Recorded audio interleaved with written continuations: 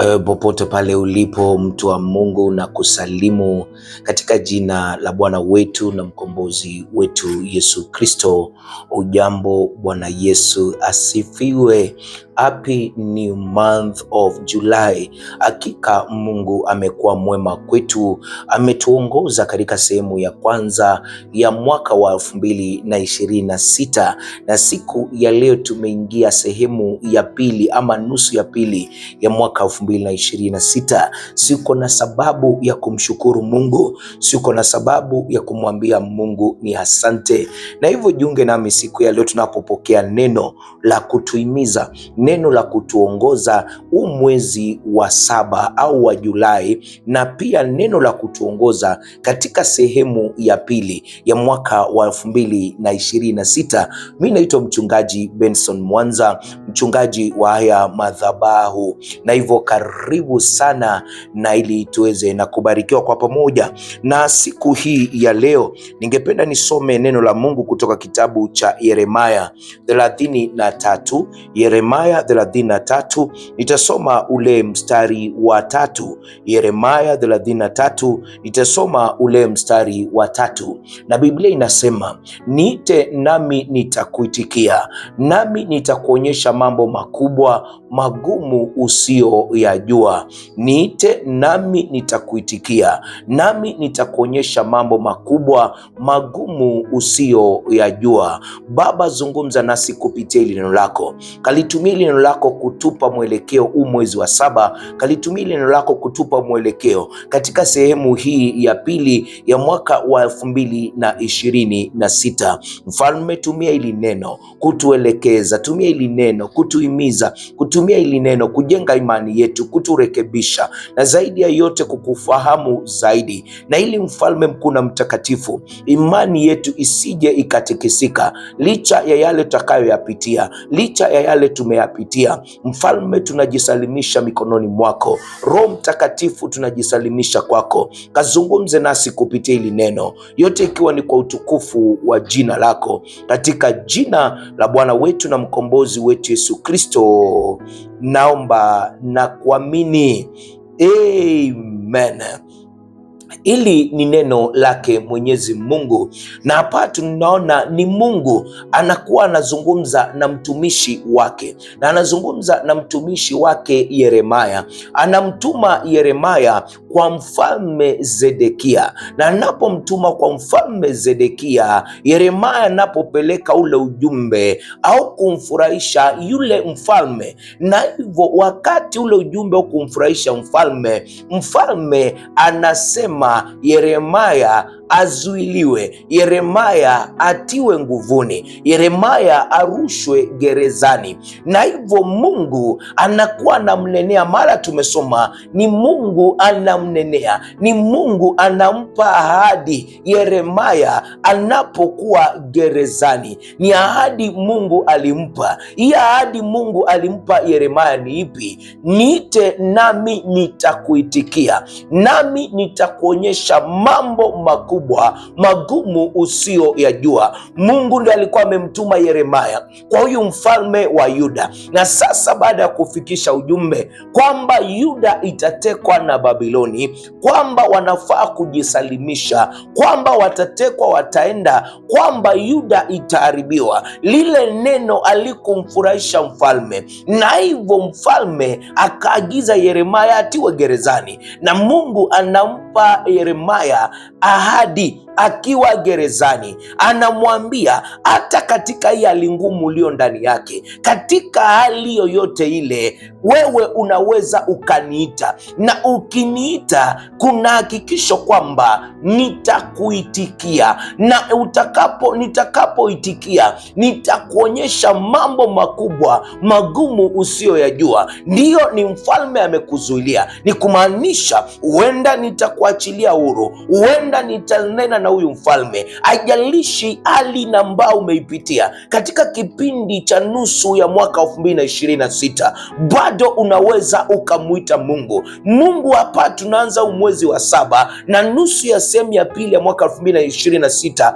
kwa kutukumbusha katika hali ngumu. Ndio, huenda mwezi wa 6 umekuwa mgumu, huenda nusu ya mwaka imekuwa ngumu, lakini Mungu anatuambia hivi, bado katika hiyo hali ngumu, tunapoingia mwezi mpya, tunapoingia nusu ya mwaka wa 2026 ya pili, kwamba tunaweza tukamuita, na ili anatuhakikishia tutakapomuita atatuitikia, na akituitikia atatuonyesha mambo makubwa magumu tusiyoyajua. Labda ni hali ni ukosefu wa kazi, unaweza zimekuweka chini, unaweza ukamuita Mungu jinsi alivyomhakikishia Yeremaya, hata katika hali ngumu bado unaweza ukaniita. Hata hapo umezuiliwa, labda Yeremaya alikuwa ananung'unika, labda Yeremaya alikuwa ameona amefika mwisho, lakini Mungu akakuja akamkumbusha, hata katika hichi kifungo bado unaweza ukaniita, na ukiniita nimekuhakikishia nitakuitika, na nikikuitikia sitakuitikia tu,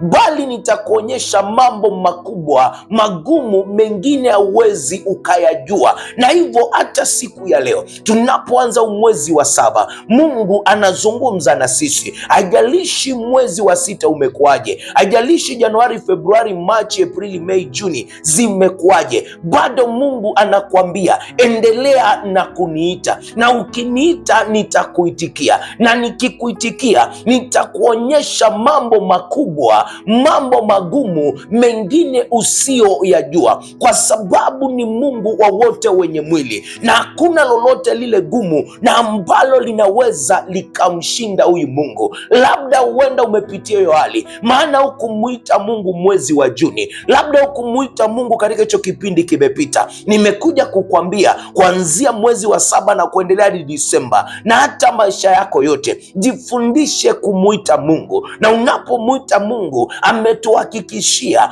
kwamba atatuitika. Na unamuita Mungu kupitia maombezi, unamuita Mungu kupitia kumtumikia, unamuita Mungu kwa kunena naye. Biblia inasema bisheni mtafunguliwa, ombeni mtapewa, bisheni mtafunguliwa. Biblia inatuambia vile. Yesu Kristo akasema hivi, iwapo Baba wetu hapa duniani walio waovu wanajua kutupa yaliyo mema, je, Baba yetu wa mbinguni itakuwa vipi? Si atatupa mema zaidi, si atatupa yaliyo mazuri? Lakini hawezi akakupa iwapo haujamuita. Uko katika hali nzito, unaweza ukamuita Mungu. Katika hayo magonjwa unaweza ukamuita Mungu na atakuitikia, na akikuitikia anakuitikia kwa uponyaji. Ndio madaktari wamesema ugonjwa huwezi ukapona, ndio wamesema umetama mpaka umekata tamaa, unaweza ukamuita Mungu na akakufungulia milango na ambayo hakuna yeyote atakayeifunga. Akakufungulia mlango wa biashara, akakufungulia kazi, akakufungulia ukapata mtoto katika hiyo ndoa, kwa sababu umemuita, na ametupa hakikisho kwamba tukimuita atatuitikia. Bwana Yesu asifiwe. Na ndio maana ujumbe siku ya leo nimeupa kichwa, niite nami nitakujibu. Mwezi wa 7 Mungu anakupa hakikisho, niite nami nitakujibu.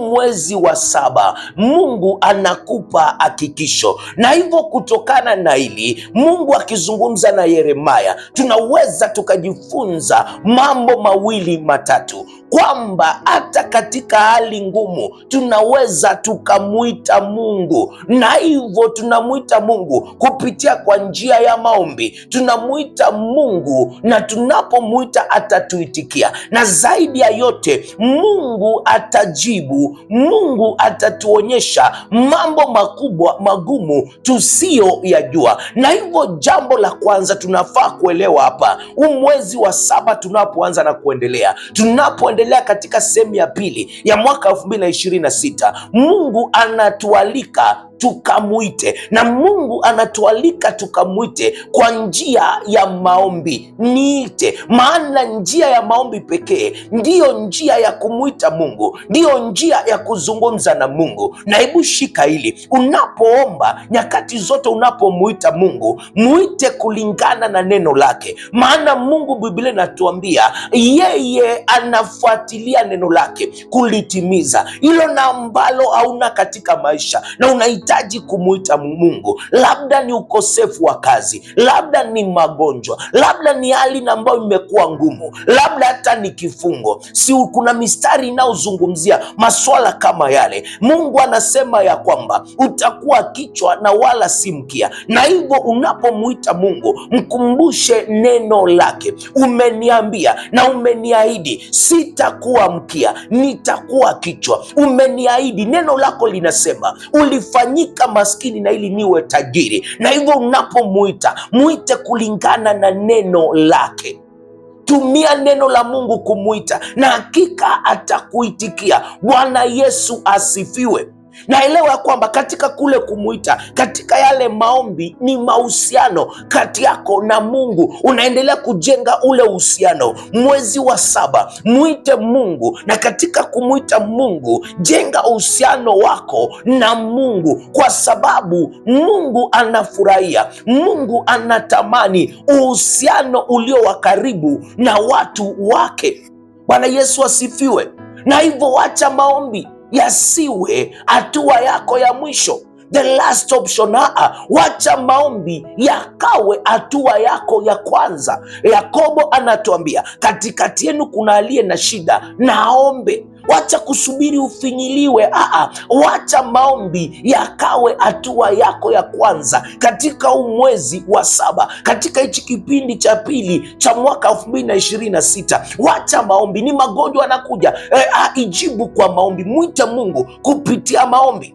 Na hivyo tunafaa kumwita Mungu wakati wa matatizo, tunafaa kumwita Mungu wakati wa uoga, tunafaa kumwita Mungu wakati tumechanganyikiwa, tunafaa kumwita Mungu wakati wa mahitaji, tunafaa kumwita Mungu hata wakati tunamshukuru. Bwana Yesu asifiwe. Na hivyo jambo muhimu na ambalo unafaa kulishika ni kwamba Mungu nyakati zote yuko tayari, na yeye yupo kukusikiliza wewe. Niite nami nitakuitika. Niite. Bwana Yesu asifiwe. Anasema sitakuacha wala sitakupungukia, nitakuwa pamoja nawe. Na ni kumaanisha ukimwita atakuitikia. Bwana Yesu asifiwe. Angalia pointi ya pili na ambao ni muhimu hapa katika hii ahadi ya Mungu kwa Yeremia. Anamwambia hivi, Mungu anamwahidi kumjibu, kumaanisha wakati unaenda katika maombi, nimekuambia siri ni kuhakikisha wakati wote ukienda katika maombi, omba neno la Mungu, na maana yeye anasema ninalifuatilia neno langu kulitenda. Na hivyo ni kumaanisha nini? Kama hujakuwa ukisoma neno la Mungu, anza kusoma neno la Mungu, na ili unapomwita kulingana neno lake anakuitikia. Hiyo ndio hakikisho ametuahidi, tukimwita atatuitikia. Na wanda anasema hili ndilo hakikisho tulilo nalo, kwamba tukimwomba lolote lile kulingana na mapenzi yake. Mapenzi yake ni neno lake. Bwana Yesu asifiwe. Kwa sababu sisi tumeokoka, na hivyo tukilisoma neno lake tunatembea kulingana mapenzi yake. Na hivyo jambo la pili, Mungu ametuahidi kujibu maombi yetu.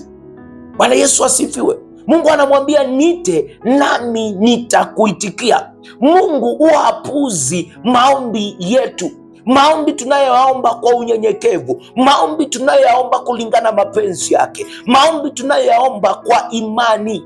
Mungu huwa hayapuuzi. Umwezi wa 7 sujifundishe kumwita Mungu kulingana na neno lake. Sujifundishe kumwita Mungu kwa unyenyekevu. Sujifundishe kumwita Mungu ukiamini, na hakika atakuitikia, kwa sababu ametupa hakikisho, tutakapomwita atatuitikia, na yeye huwa hapuuzi maombi yetu. Bwana Yesu asifiwe.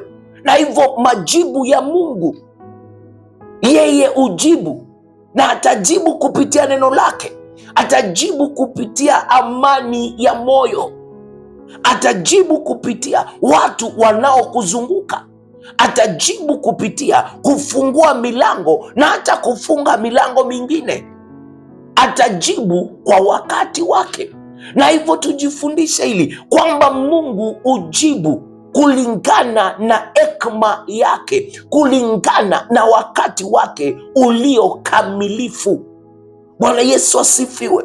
Mungu hujibu kulingana na hekima yake, kulingana na mapenzi yake, na kulingana na wakati wake ulio mtimilifu. Na hivyo unapomwita usimharakishe. Kile ulicho nacho, ile hakikisho ulio nalo ni kwamba atakujibu, maana amekuambia niite nami nitakuitika. Jambo la tatu tunajifundisha katika hili ama hii ahadi ya Mungu kwa Yeremia tunapoingia mwezi wa 7 na kuendelea na sehemu ya pili ya mwaka wa 2026 kwamba Mungu anafichua mambo makubwa na yaliyofichika. Bwana Yesu asifiwe. Anasema nini? Anasema nitakuonyesha mambo makubwa usiyoyajua. Bwana Yesu asifiwe. Na hivyo jambo la tatu, tunapomwita Mungu, Mungu atatuonyesha mambo makubwa. Mungu atafichua mambo makubwa, mambo yaliyofichika. Bwana Yesu asifiwe. Anamwambia mtumishi wake Koreshi kwamba nitakutangulia. Anamwambia kwamba nitakupa mali za gizani, mali zilizofichika, mali za sirini, kwa sababu wewe ni mtumishi wangu, kwa sababu wewe umeniita. Nawe pia Mungu anakuambia wakati unapomwita anafichua. Mwezi wa 7 Mungu atakufichulia mambo makubwa, mambo yaliyofichika. Na hivyo Mungu anajua yale mambo ambayo hatuwezi tukayaona. Bwana Yesu asifiwe. Na hivyo Mungu huyafichua kwetu kupitia mwelekeo, kwa kutupa mwongozo. Mungu huyafichua kwetu kupitia hekima, kwa kutupa hekima. Mungu huyafichua kwetu kwa kutupa kusudi. Mungu huyafichua kwetu kwa kutupa tumaini la siku za usoni. Bwana Yesu asifiwe. Mungu huyafichua kwetu kupitia ukweli wa kiroho.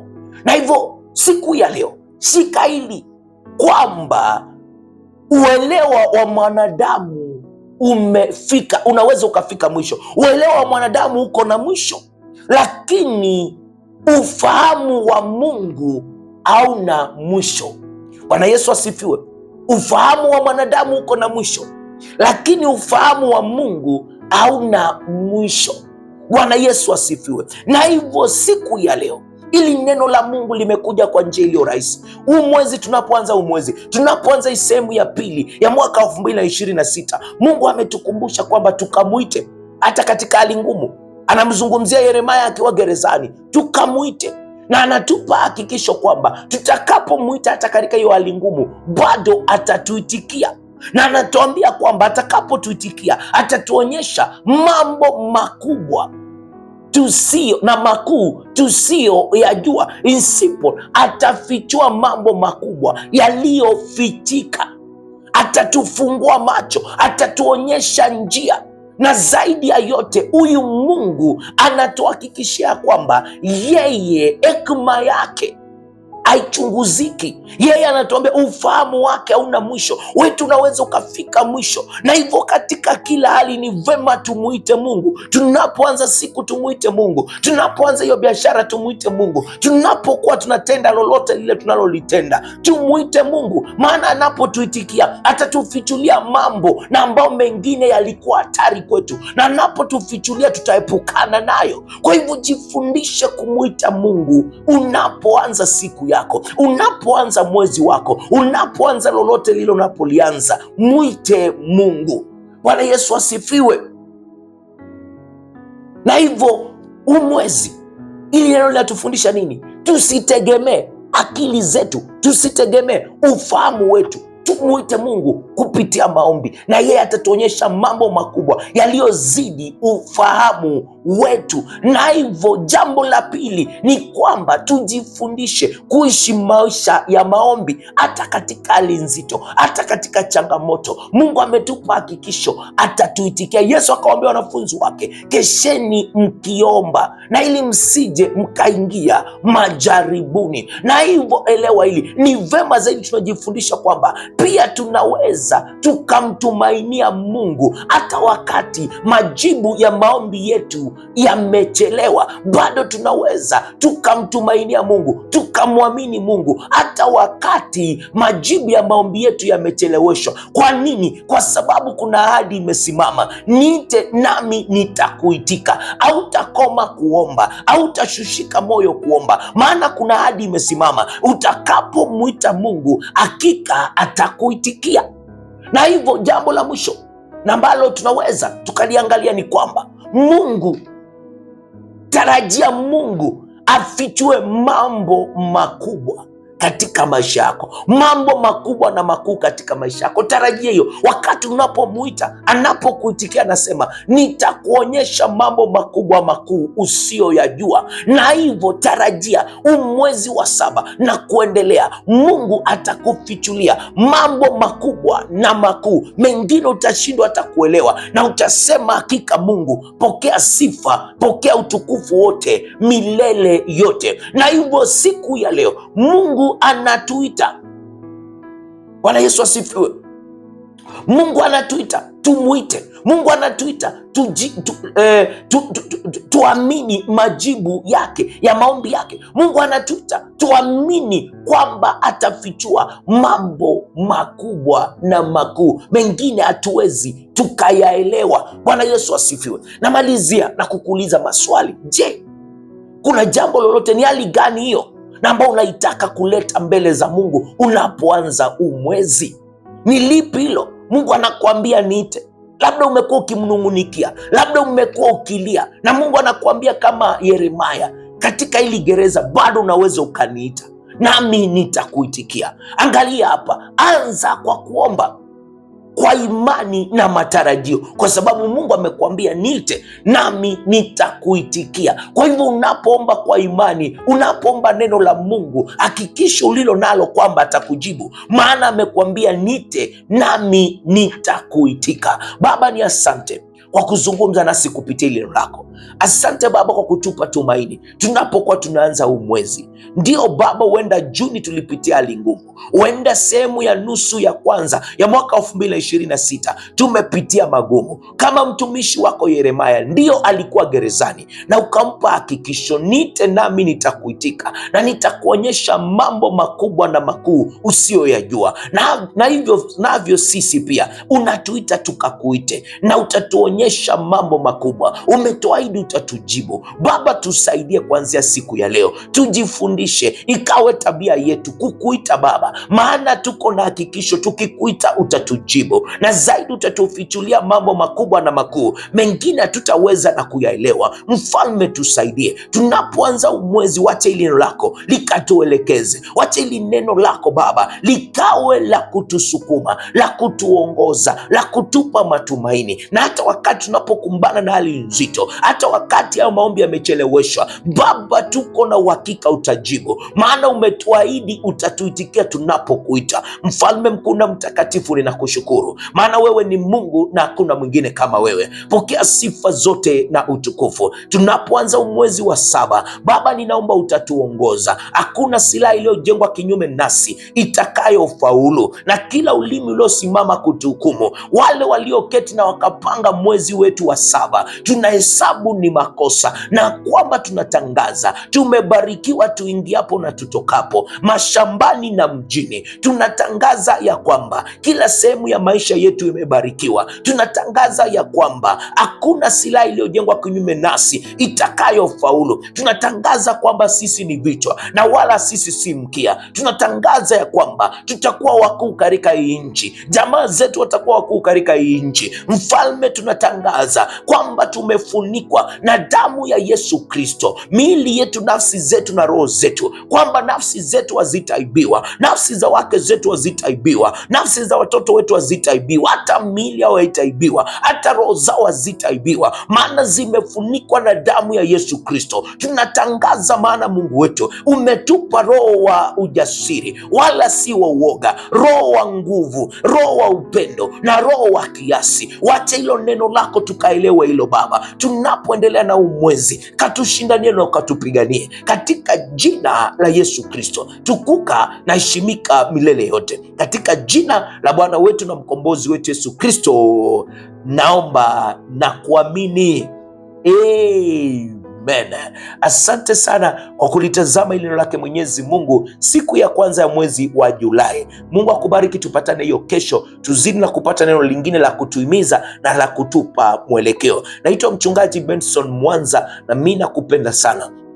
Kumbuka kusubscribe kwenye haya madhabahu ya Kambi ya Wateule, ni YouTube channel, na Mungu atakubariki au unapo subscribe. Zaidi pia mtolee Mwenyezi Mungu, anza mwezi wako wa Julai kwa kumtolea Mungu sadaka yako ya shukrani, sadaka yako ya kukuongoza, maana nyakati zote tunamtumikia kwa imani, tunamtumikia kwa upendo, na zaidi tunamtumikia tukiamini neno lake. Mkono unaotoa ndio mkono unaobarikiwa, na hivyo mtolee kupitia M-Pesa 0792 593648 0792593648. Ukiwa nje ya Kenya ni +254 792 593648, +254 792 593648. Hadi kesho, mimi nakupenda sana na kuacha na neema ya Bwana wetu Yesu Kristo na upendo wa Mungu Baba na ushirika wa Roho Mtakatifu ukae nasi sasa